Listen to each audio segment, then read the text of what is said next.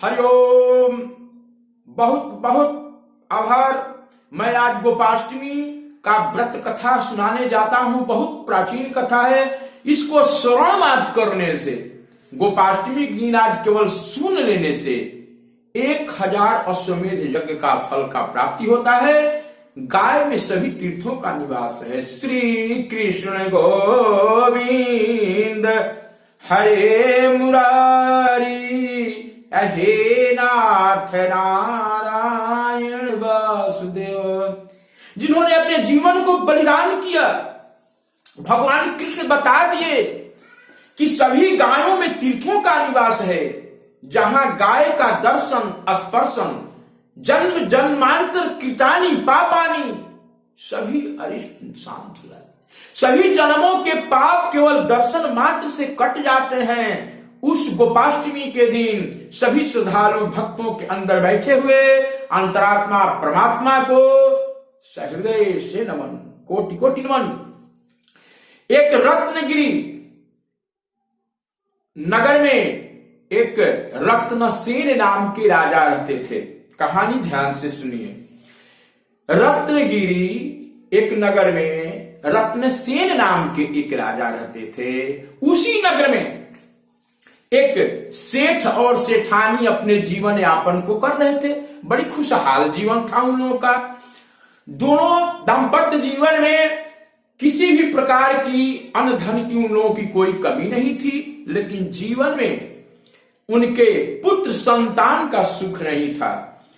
बहुत सारे ग्राम वैद्यों के द्वारा, वहां के उस समय के जो डॉक्टर वैद्य रहते थे, उस वैद्यों के द्वारा बहुत सारी दवाइयों खाने के बाद भी उन लोगों ने निश्चित कर लिया कि अब इसके किस्मत में कोई भी दवा काम नहीं कर रहा है, संतान का सुख नहीं है। बहुत दुखी रहने लगे। पहले के लोग बहुत ताना मारते थे कि बांझ वगैरह का मुंह दिखना सब गलत है। हालांकि ठाकुर जी जो भी करते हैं विधान के अनुसार। इस दुख से व्यथित होकर के सेठ और सेठानी चिंतातुर होने लगे। उनके घर में एक गौ माता थी। उन्होंने हर एक मंदिर, हर एक देवालय, अनेकों जगह जाकर के माथा टेका, लेकिन उस घर में ही एक गौ रहती थी माता। हमारे भी आपके घर में गौएं रहती हैं, हम उसका आदर भूल जाते हैं, लेकिन वह तो सब जगत की जननी के मां के भी प्रणम्य कारक है, जहां गोविंद स्वयं उनको अपने माता के समान आदर देते हैं। प्रिय मित्रों, तो कहानी वहां पर है छोड़े थे कि उस दिन अब कोई भी सेठ सेठानी के द्वार पर आता था तो बड़ा अभ्यागत सेवा लोग करते थे, लेकिन चिंतित मन से वहां आते आते भ्रमण करते करते संत महात्मा, एक दिन संतों का एक टोली गांव में आया और एक संत जो है उनके दरवाजे पर आ गए। और जब किस्मत की भाग खुलती है तो पहले संत का मिलन होता है।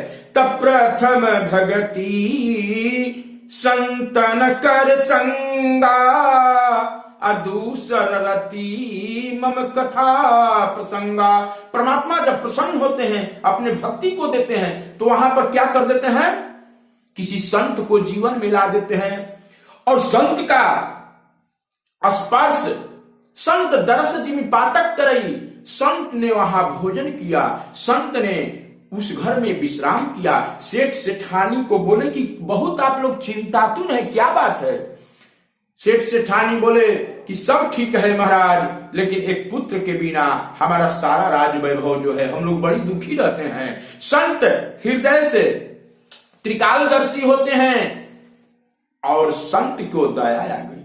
उन्होंने बोला कि सारे दुखों की निवृत्ति करने वाली फैक्ट्री माता तुम्हारे घर पर है। गाय पर नजर पड़ गया संत महात्माओं को और बोले कि तुम्हारे ही घर में है सब व्यवस्था। मैं जा रहा हूं एक बात कह करके, भक्त तुम जो है गोपाष्टमी के दिन, जो आज का दिन है, इस गाय को स्वतंत्र छोड़ देना, खुली छूट दे देना। बन के गांव के निकट में ही जंगल था गौओं को जैसे ही गोपाष्टमी के दिन संतों की बातें याद आ गई और जैसे ही उन्होंने उसको गाय को छोड़ दिया खुला मैदान में, वन के तरफ चली गई गाय। और वन में चली गई तो वहां इंद्र जो है अपने इंद्राणी के साथ गोपाष्टमी के दिन जो है इस धराधाम पर किसी जंगल में गौ को पूजन करने के लिए वहां चले आए। जब इंद्राणी जब आ गई वहां पर गौ पूजन के लिए, तो पहले इसी गाय पर उनका नजर टिक गया। गाय के अपने पंचो पचारे खड़सो पचारे पूजन से लेकर करके गाय में सभी तीर्थों का निवास है, गाय सभी तीर्थों की सभी देवताओं की जननी है हे माता। तो जो है गाय इनकार कर दी, हट गई पीछे। नहीं, एक माता तभी माता है जब उसके पुत्र हो। बोली कि क्यों माता तुम हट रही हो? तो हमारी पूजा कर रहे हो, मैं संतान से मैं भी दुखित हूं। सवत्सा गौ का पूजन करो जो दूध वाली बछड़े वाली है। ऐसा कह करके, अरे गौ बाकी किसी को भी पूजा करो ठीक है, लेकिन फिर भी उन्होंने अपना वो भी मां नहीं बन चुकी थी सवत्सा गौ के लिए। तो भगवान इंद्र ने क्या किया, देवताओं के देवाधिदेव जो है ये इंद्र जो है क्या किए कि एक वहां पर बना दिए अपना धर्म का एक जो है बछड़ा बना दिए और उस पर अभिमंत्रित कर करके उसको जीवित कर दिए।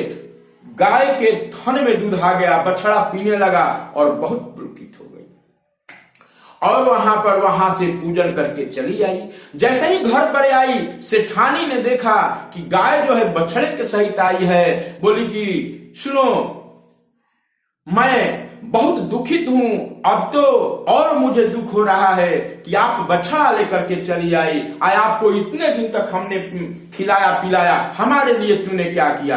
बोला कि अगली बार तो हमने अपने बछड़े को लेकर के आई हैं गोपा, और अगले साल वो जो देवलोक से जो देवता लोग आते हैं पूजन के लिए, तुम्हारे लिए मैं अवश्य मांगूंगा। गाय को खिलाया पिलाया हुआ और गाय का सेवा किया हुआ, आपसे अगर जो काम नहीं होता है वो गौ माता आपके लिए गुहार जो है परमात्मा से दरवाजा खटखटा के कर देती है। और अगले गोपाष्टमी के जब दिन आया तो सेठानी ने गौ को छोड़ दिया जंगल में, और जब गौ जंगल में चली गई तो इंद्र जब इंद्राणी के साथ और देवता जब आए गौ पूजन करने के लिए, तो क्या हो गया, गौ पूजन के लिए जब आ गए तो बोले कि नहीं, मेरी सेठानी बहुत दुख तकलीफ में, इतने दिन तक उन्होंने भोजन खिलाया, हमारे गौमूत्र को हटाया, मेरे गोबर को हटाया। अगर आप मुझ पर प्रसन्न हैं, ऐसा कीजिए कि उसको पुत्र रत्न दीजिए एवं अस्तु। और 9वें माह के बाद में जो है उनका पुत्र हो गया, सेठानी के घर में पुत्र हो गया। चारों तरफ बधाइयां बजने लगी। इस चमत्कार को उस गांव के रतन सेन नाम के राजा जान गए। उस गाय को उसने, राजा तो हड़पना जानते हैं, कहीं उसने उस डरा धमका करके गाय को अपने खूंटा पर लाए, बांध दिए। और इधर जो है सेठानी, जिस गाय से सब कुछ उनको प्राप्त था, प्रेम से श्री वृंदावन बिहारी लाल की जय, उन्होंने उस गाय के वियोग में रात भर नहीं खाई। और इधर गौ माता भी अपने जगह से हट करके सेठ सेठानी से अलग रात भर रोती रही। उनका सप्ताह भर के अंदर उनका धन वैभव सारा नष्ट होने लगा। एक पुत्र था वह भी बीमार होने लगा। वहां के राज ज्योतिषियों के द्वारा जब पूछा गया कि हमारे देश में किस तरह से अनिष्ट करने वाले कौन से संकट ऐसा आया पड़ा, इसका निदान क्या है, उन्होंने बोला कि जो गौओं को तूने जबरदस्ती पूर्वक लेकर के आया, हे राजन, तेरा पूरा कुल नाश वैभव कर देगा ये गाय। इसको ले जाकर के वहां पर और तुम प्रेम पूर्वक पहुंचा दो। जब सेठानी के घर में राजा ने गाय को भेजवाया, तब सेठानी भोजन की और उधर गौ भी भोजन की। और उसके बाद में धीरे धीरे जब ये तो राजा के लड़का तत्काल जो है बीमारी की अवस्था से हट गए और वो स्वस्थ हो गया। तो राजा को विश्वास हुआ। राजा ने पूरे गांव नगर में ढिंढोरा पिटवाया कि गोपाष्टमी के दिन, आज के दिन जो गौ को पूजा करेगा, जो कथा को श्रवण करेगा, उसको ही इस गांव में रहने का अधिकार है, वरना किसी को नहीं अधिकार है। तो गाय के आज गोपाष्टमी के दिन जो है गौओं में ही जो है भगवान कृष्ण वासुदेव को देख करके अक्षत से, फूल से, चंदन से, कपड़ा डाल कर करके पूजा करने से, कुछ नहीं तो नमस्कार करने से उनको जो है सभी पुण्यों का फल प्राप्त हो जाता है। नमो गोभ्य श्रीमतीभ्यः।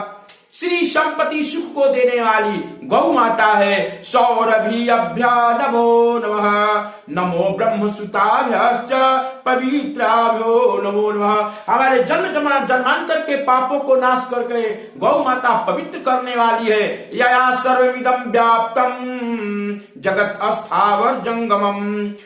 चर अचर स्थावर जितने भी जगत में जो भी जगह है, सब जगह गौ की शक्ति विद्यमान है। ताम धेनु शीर्षा वंदे। वैसे गौ माता को सिर से नख तक मैं प्रणाम करता हूँ। भूतव्ययश्च मातरम। वो पूरा भूत चराचर प्राणी और पूरे ब्रह्मांड की जगत जननी माता है। प्रेम से बोलिए श्री वृंदावन बिहारी लाल की जय। लक्ष्मी नारायण भगवान की जय। इस कथा को सुनने से, कहने से हजारों अश्वमेध यज्ञ की प्राप्ति होती है। प्रेम से बोले लक्ष्मी नारायण भगवान श्री श्री राधा माधव भगवान की जय।